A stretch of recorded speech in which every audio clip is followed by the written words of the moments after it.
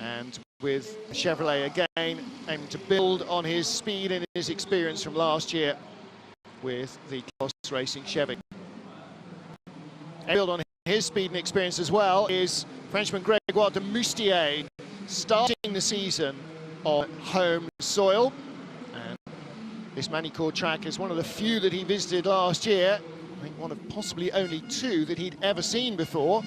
And so it turned into one of his better race weekends. He's got a new car under him, though, in the Citroën C-Elysée, as has Tom Chilton. Tom's engineer from last year stays with him, but it's a very different car, and neither of them know it. Engineer Nick Sylvester is new to the Citroën C-Elysée, doesn't know its foibles, and so they are taking a lot of advice from Sebastian Loeb Racing, who at least have the knowledge of running Meki Banani last year. Just ahead of Chilton, in 11th place on the grid, Gabriele Tarquini. Car now repaired after the shunt from de Moustier that put him out of race one. Null point, or whatever the Italian for that is, for Gabriele in race one. And he will hope to improve upon that in this Lada Vesta. It seems to be a real step forward from last year's car. Last year, the first year with the car, they were late to be finished, late to arrive with their drivers, and they didn't instill an awful lot of confidence with their lack of reliability early in the season. But potential was there, and it looks like a lot of it has been unlocked this year. Ugo Valente will line up in 10th place in his Lada Vesta. Last year, he was racing in a Chevy Cruze. So a very different car under him as well.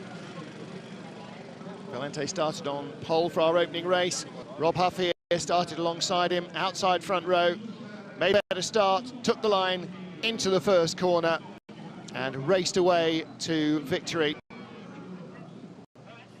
Only one man has ever won 2 World Touring Car races in the same weekend in France, and that was Jörg Müller in a BMW 320 back in 2005. 11 years later, Huff will need some kind of sedative if he wins race 2 here. Yeah, it's something in the drivetrain, Nicola, because when I lift off, you get like a dunk, and then when you go back on...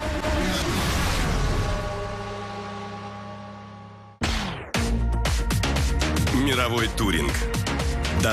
Sport Chevrolet, one day of testing so far this year, and they have made some fairly dramatic changes to the setup on the car. It would seem that they have unlocked speed that they couldn't find before, at least here at Paul Ricard, and he made it through into Q3, joining the 2 factory Citroëns. Müller was the last to go. He'd been fastest in Q2, and he was trying to beat the time of his teammate Jose Maria Lopez. He was up in the first sector, but lost time in sector 2 and sector 3 to come across the line, not second but third, because Thiago Montero's Honda Civic had produced a fantastic lap, and he claimed the outside front row starting position. But once more, and for the first time in France, it was the world champion Jose Maria Lopez who went to the secret hidden compartment where he keeps epic qualifying laps, who came out with the DHL pole for our main race here in France. DHL pole sitter for the 15th time in his career. He took 7 poles in 2014, 7 in 2015 from 12 attempts, and this is his first of 2016. So he starts the main race on pole. Good strong race in the opening race, bearing in mind that he wanted to pass people but also had to preserve his car for the main race, where he would be starting at the sharp end of the field. The bonus for him is that he now has the chance to try and reclaim some of the points taken by the likes of Rob Huff and Mehdi Bani and Thiago Montero and Norbert Michelisz. 1 minute to go, engines being started before the final formation lap. Now I will look out of my window a little to my left to ensure that everybody has left Rob Huff on his own, and they have, which I'm assuming to mean his car has started. Certainly it has LEDs on at the front. Tom Coronel looking very relaxed. we may hear from Rob on the formation lap. Ivan Muller, third on the grid, inside the Total Racing Citroen. There is our DHL pole sitter, Jose Maria Lopez, a little to the left of the centre of his grid spot. The pit wall will be closed, the pit lane is closed. The cars will head off the grid for the final formation lap.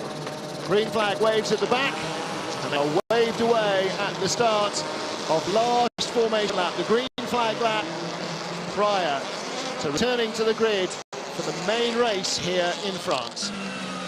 Jose Maria Lopez, Thiago Monteiro, Ivan Muller, the first C off the grid, on board with Gabriele Tarquini. In front of him, teammate Ugo Valente. There is Ugo, there is Gabriele. And behind, two Citroens, Tom Chilton, Grégoire de Moustier.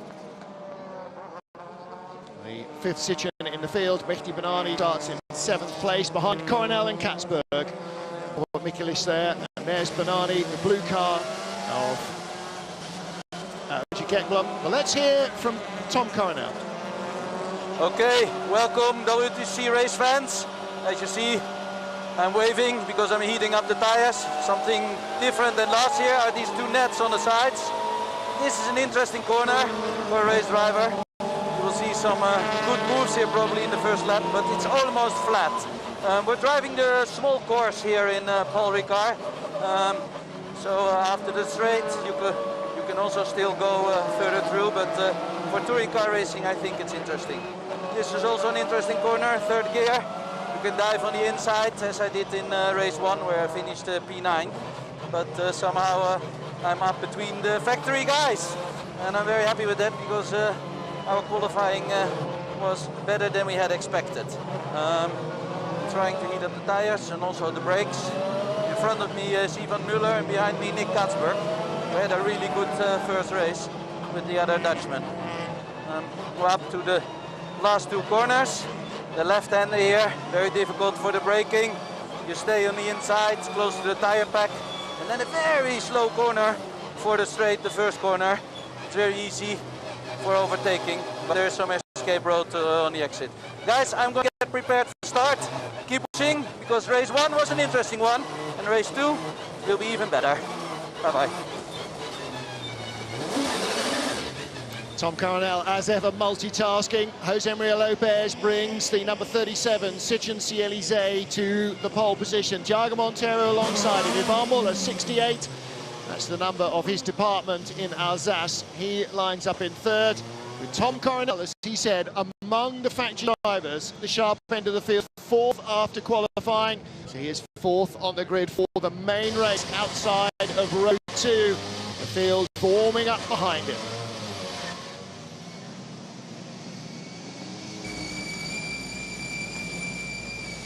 Cars on the grid in Paul Ricard. The final car will be the black Chevrolet of René Munich, and as he pulls onto the grid position, we are ready for the second round of the championship. The main race here in France. Jose Maria Lopez on pole on your right, Thiago Monteiro on the left, behind them Ivan Muller and Tom Coronel, and away we go.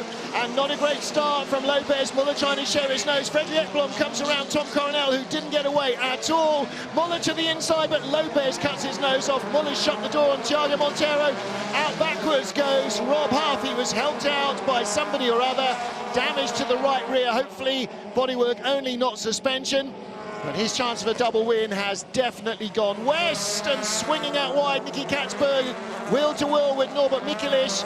Tom Coronel bounces into the chicane, and Huff's got trouble trying to go by René Munich, but I'm not sure the car is underneath him. Lopez and Muller, the two red cars. Monteiro in third, and we're with Valente. He's been passed by his teammate. No, he hasn't. That's not Tarquini, that's Nicky Katzberg. So Valente's made a good start. Mehdi Benani between them, out of senior. Benani guards the inside line. Let's hear from Rob Huff what happened. The fire's been off completely, and we've got broken suspension. So I didn't hear who fired him off completely, but broken suspension into the race then for Rob Huff. One win, one DNF. It's a bit of a tough break for him at the start of the main race here. 17 laps, opening race was 16, so it's a little longer, more overtaking opportunities. And for Citroens, like Mehdi Benani's here in front of us, with an 80-kilo success ballast, more opportunity for tyre and brake wear. Valente dives to the inside and goes by, gets past the Moroccan driver. Nicky Katzberg's in front of him, he's already gone by as well. And Frederick Ekblom will be lining up behind Benani. The Volvo you can see on the outside, Benani guards the inside, Lopez leads from Muller and Montero, Michelisz fourth, this is the battle for fifth. Katzberg there rather in fifth, Valente in sixth position, Benani in seventh. Chilton flies through to eighth ahead of the Volvo, dust everywhere. So there is Frederick Ekblom, and Gabriele Tarquini goes outside inside, shunting his way past Ekblom. Elbows out from the Italian. And Tom Coronel now is right behind the first of the two blue Volvos. So Ekblom down to 10th place. Coronel's got in front of Demoustier. And there is the second player car of Ivan Muller. Jose Maria Lopez first in the red and grey.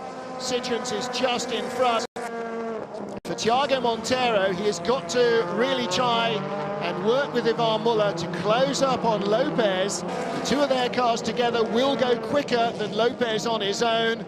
And Montero's not going to win if he attacks Muller now, but he could win if he follows Muller and allows Muller to attack Lopez and allow the Citroen drivers to wear out their tyres and brakes. They are 80 kilos heavier than anyone else in the field, the Citroens, and you must use that advantage while it still exists.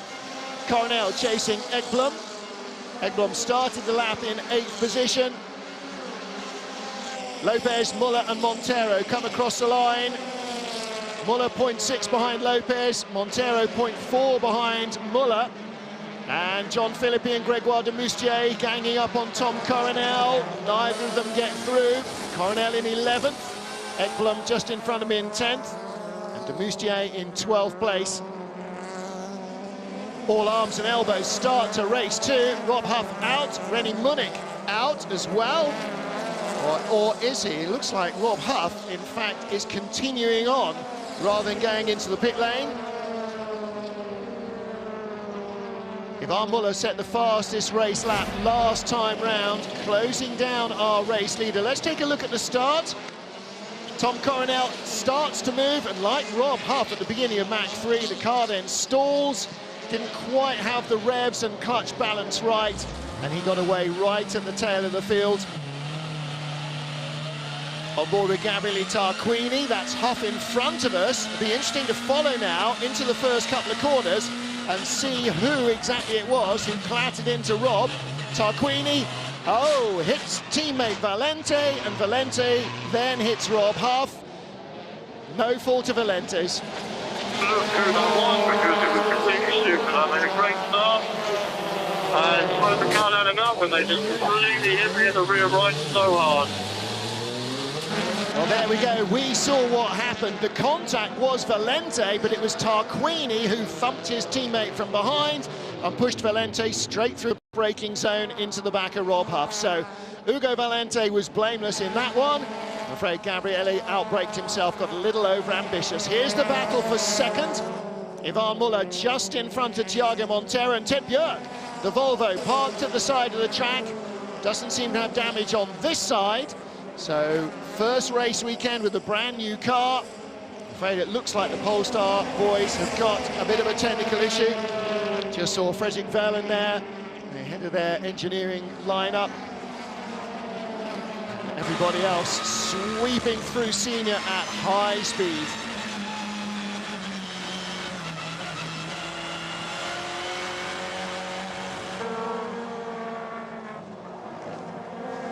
Jose Maria Lopez leading the main race at Paul Ricard in France. This, though, the battle between Ugo Valente and Mehdi Benani. The Frenchman in the Lada, the Moroccan in the Citroen. And they are squabbling for 6th position. Philippe Leloup from the Orica team there with the other engineers on the pit wall. And there is your top 3, soon to become a top 4. Thiago Montero having a little look at Ivan Muller. Muller is not close enough to Jose Maria Lopez for Montero's liking, but when Norbert Michelis joins in behind, Montero will not be on his own. He will have a teammate, and they can work hard against Yvan Muller to try and get by the Frenchman and attack his teammate. Rob Huff is continuing, so it's not broken suspension. The car might be handling like a bag of spanners, but he is now trying to work his way back up the order. He's got past John Philippi. He's attacking Grégoire de Moustier. And Huffy, with his tail up, dives straight to the inside. Block pass, shuts the door on de Moustier as he turns into the chicane, and he is now up to 12th place. In front of him is Tom Coronel in 11th.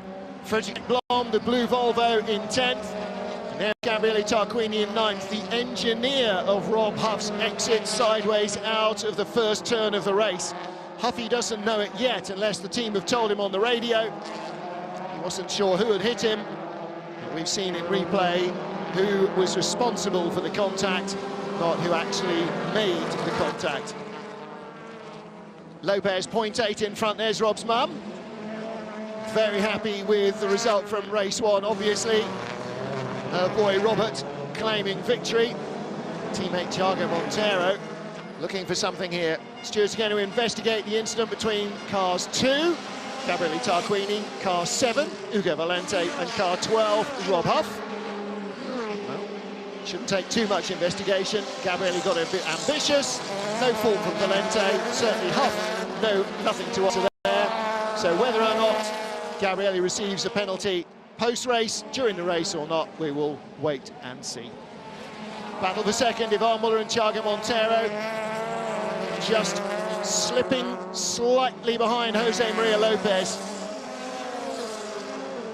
Lopez needs two things. He needs Muller to hold off Montero all the way to the checkered flag, and he needs Muller and Montero to drop away from behind him, because as this race progresses, the extra heavy Citroens will wear their tyres and their brakes more than the Hondas that are giving chase.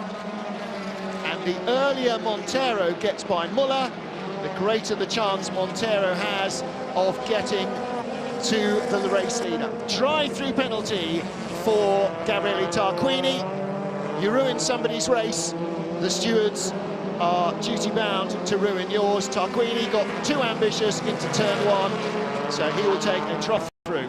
We have a drive-through. So that was his engineer telling Gabriele a drive-through penalty, and he may well have been expecting that to come. He knows that he hit Valente, he knows Valente hit Huff, he knows that Huff went off. It wasn't intentional, but it still happened. And whether by design or accident, you will end up paying the penalty when you make a mistake like that. Oh, big slide for Yvan Muller off the first corner. Here comes Thiago Montero, very close indeed. Really piling the pressure on the Citroen. We're starting to see Muller struggling now for grip, under braking. 80 kilos more to slow down, 80 kilos more for the tyres to handle, 80 kilos more to speed up off every corner as well. And that is all taking its time. And look how Lopez is not able to escape. Granted, Montero and Michelis are in a slipstream, but even in race 1, we saw that world champion had trouble passing people in his Citroen. Rob Huff up behind Frédéric Ekblom, flashing the headlights. Ekblom possibly not really going to be affected too much by that. René Munich brings the Munich Motorsport Chevrolet back to the pit lane. And Rob Huff drops away just a fraction from the Volvo of Frédéric Ekblom. Ekblom up behind Gabriele Tarquini. He'll be released soon or later as Tarquini goes in for his drive-through. Yvan Muller with Thiago Montero again pressing. And Thiago's just got to push as hard as he can now. He really wants to get onto the podium here. He really wants to move up to second place. And he can sense that if he can get by Muller now, then he has got a real chance of catching Lopez. This is lap 8 of 17, 9 to go. He's got a real shot, but the longer it takes to get by, the worse it's going to be. Ekblom, Huff, Coronel and de Moustier, that's the cue there. Duffy trying to get inside, just a little touch between the two of them. I thought we'd seen Gabriele Tarquini, just a flash of him in front. I don't think he's been in for his penalty yet. He has. Tarquini has come into the pits to serve his penalty. So this is now the battle for 9th place. Ekblom 9th in the Volvo. Huff trying to sweep around the outside and go inside into Senior. And through he goes into 9th. A flat in top gear pass. Rob Huff up the inside of Frederick Ekblom, has to use all the road on the exit. And now Coronel and de Moustier and Philippi are queuing up to have a run at the Volvo, and Coronel's on the inside. There's contact. Ekblom again holds on. Ekblom might be new to the World Touring Car Championship. He might be new to the circuit here at Paul Ricard, but he's a very experienced touring car driver, and he knows how to handle a little bit of rubbing. And there is Muller. Muller's run out wide from 2nd place, out of the final corner. Couldn't get the traction he wanted. Montero's gone through.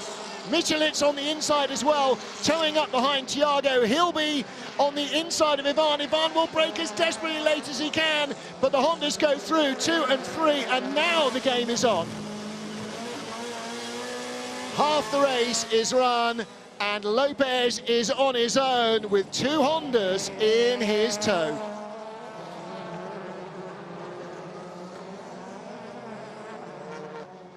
Gregoire de Moustier runs out wide at the first turn. His Citroën has run into brake problems, or he has, one or the other. Rob Huff ahead, Frederick Ekblom in Volvo. And here is the pass, down the inside. Oh, Thiago made big contact with Ivan. Door open, lunge to the inside. Can't call that. Can't call that. Going to leave that to the stewards. Our race director, Mirek Bartos, will have to decide on that one. Well, the Honda team like the result. We'll have to wait and see whether there will be a penalty to be served for that. However, Ivan Muller now down to 4th place. Jose Maria Lopez at the beginning of the last lap was 2.8 seconds ahead of Thiago Montero and Norbert Michelis. But Norby was only 74 thousandths in front of Ivan, and that is more like 0.3 of a second now. So, are the 2 Hondas closing? No, gap's gone out to 3.2. So Lopez has now turned up the mixture and turned up the boost. Well, not turned up the boost, but turned up his internal boost. And here is a replay. The Volvo, Frederick Ekblom and Tom Coronel. There's Huffy's car, missing its back bumper. Coronel trying to get inside Ekblom. Well, Coronel and Huff both delayed at the start for different reasons. Battling hard with that Volvo. There's your race leader. And Lopez, we know, turned down the fuel map in the middle of race 1 when he was on his own, and then started to attack again towards the end when he knew he had a little bit of fire and brake left to try and close on the group in front of him. I'm sure he was pacing himself when Ivan was trying to hold off Thiago Montero, and now Lopez is really flying. Fastest lap of the race from him, 30.79. His last lap of 31.48. Gabriele Tarquini has just left the pits. Seems like a long drive. I wonder if there's a little work going on there as well. We didn't see it. Teammate to Gabriele Tarquini, Ugo Valente, is in 6th position ahead of Mehdi Benani and Tom Chilton. The 2 of them in their very different coloured but identically patterned Citroën C-Elysées, run by Sebastian Loeb Racing. And there is the Brains Trust on the pit wall at Lada. Valente with that damaged left front corner from the contact with Huff. And the gap's come down. Lopez now 2.89 in front. Lopez at 131.6, Thiago 131.2, Norby 131.3 behind him. So the Honda's taking 4 tenths nearly out of Lopez. He's got 28 tenths. What's that? 6 fours at 24, 7 fours at 28, 7 laps. They've got 7 laps left. At that rate, they will only just catch him by the end of the race. That's not enough. They must close faster. Further back, here is the battle with Ugo Valente and the Citroëns. The Lada holding off 2 Citroëns. Yes, I said that. And Valente in sixth position, Bernani second in the championship after race one. Rob Huff was the points leader after race one.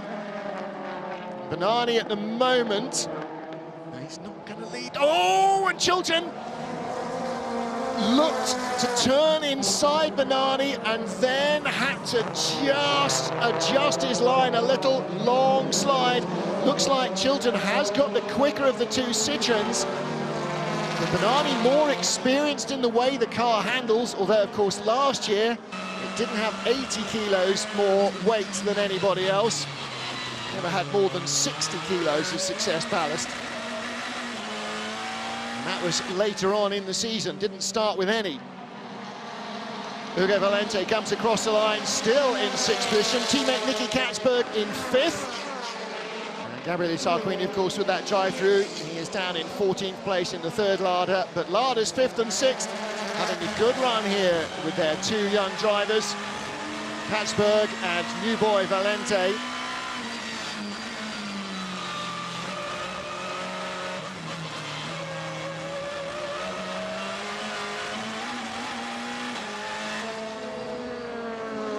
Race leader, still Jose Maria Lopez, ahead of Thiago Monteiro and Norbert Michelis. Gap come down to 2.27 seconds at the end of the last lap. Thiago just setting the fastest first sector of his race. He is really head down and charging, and Norby is trying to stay with him in the other of the factory Hondas. But there is your race leader. See how the gap has come down from 3.2 to 2.2 in 2 laps. But Thiago has now lost his aerodynamic slipstreaming teammate. Norby has dropped away from the back of the Castrol car, and the grey, white and red Honda is not able to help as much. On board with Rob Huff, closing in on the battle for sixth position. Valente, Bernani and closest to us Chilton. Let's hear from Gabriele Tarquini. Yes, stop, okay. Okay, so it looks as though Gabriele has got a legacy either from race 1 contact or race 2 contact. Valente with Bernani and Chilton now trying to look down the inside. Huff goes late to the inside. That's not happening. Is it? Is it? No, yes, no, yes, no. Chilton sees the danger and shuts the door. Wasn't really open for Huffy there, but now it is. The Honda all over the back of the Citroen, sells the dummy. Chilton covers inside, runs out wide on the outside. Huff sweeps around into the chicane, and Tom gives him just enough room to survive. Great racing by both men. Huff up to 8th, Chilton in 9th place, and Bernani and Valente will be caught by these two fairly quickly. Behind Frederick Ekblom, the blue car, then Tom Coronel just out of the points, John Philippi in 12th behind him. Lopez leading, the gap last lap 2.0, only came down 2 tenths. He responded with a 1:31.3 to a 1:31.1 of Thiago.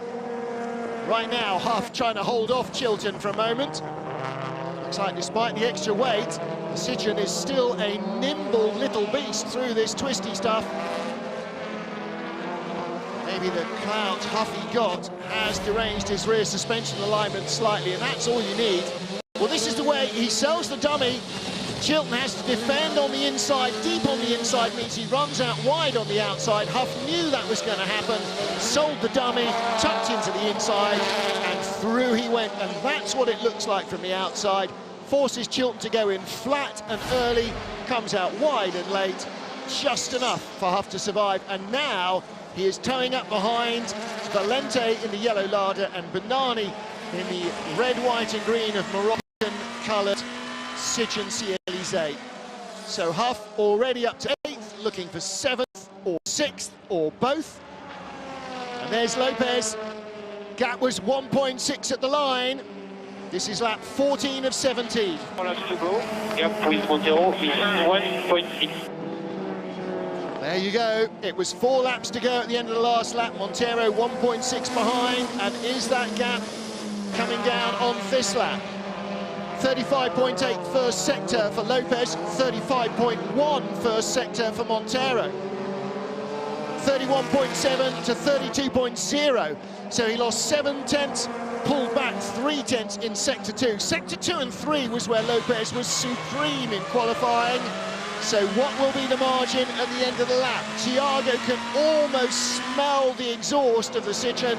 He's so close. Lopez crosses the line, not 1.65, but 0.82 ahead.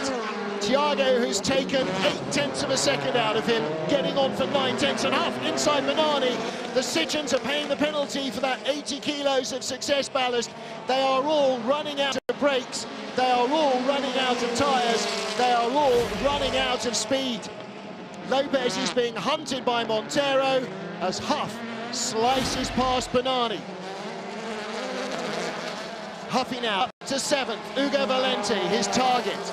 This is lap 15. 2 more remain after this. The Castrol Hondas on the attack.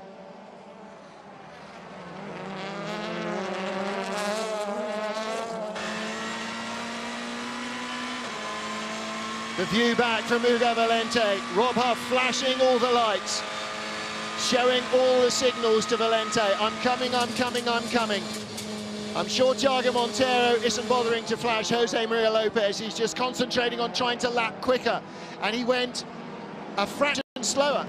Lopez, oh no, he didn't. He went nearly 4/10 quicker in the first sector. And he has gone a fraction slower in the second sector. Lopez desperately responding with everything he can.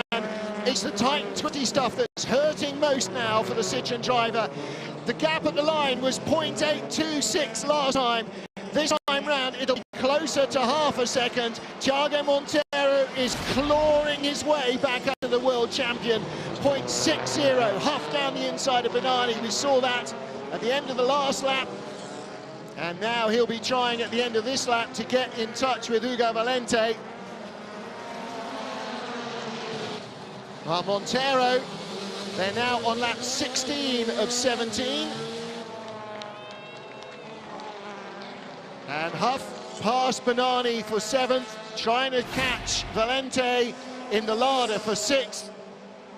And here is the leader. Formation Antero, overtake Muller, turn 10. So take care, turn 10. Okay, take care, no kidding. I think he will take care. Lopez with a lap and a half to go to try and win his first race of the season. Ugo Valente with Rob Huff right behind. Valente trying to stay right on the run up to senior. Huff goes to the outside. That's the better racing line. Valente will run out wide. Huff's going to try and tuck inside him on the exit. Can't.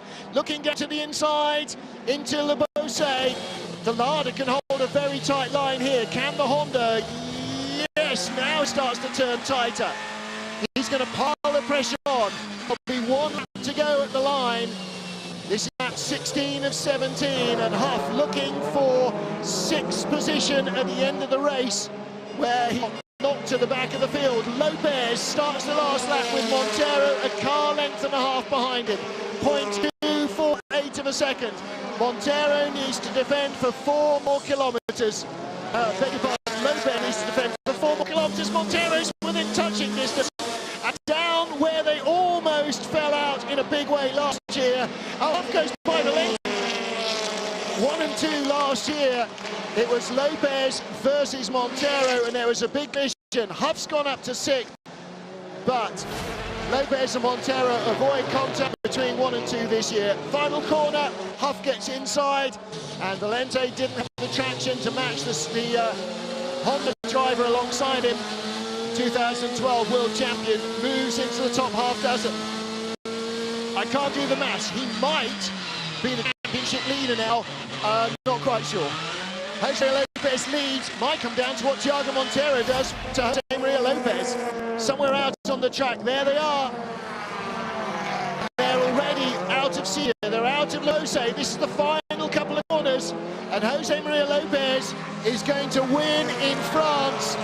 His 3rd victory in the FIA World Touring Car Championship in France. He won race 2 in 2014, race 2 in 2015. He wins the main race here, the 2nd of the day in Paul Ricard.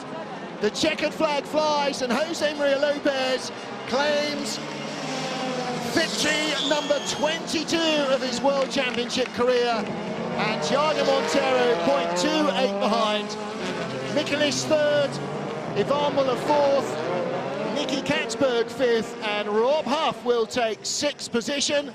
So all three Honda Civic factory cars in the top half dozen. Ugo Valente seventh, ahead of Mehdi Banani and Tom Chilton.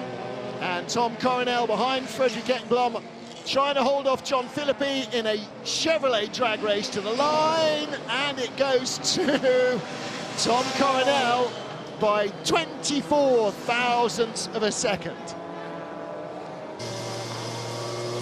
Let's hear from our race winner. Yes, we're here. Yes, yes.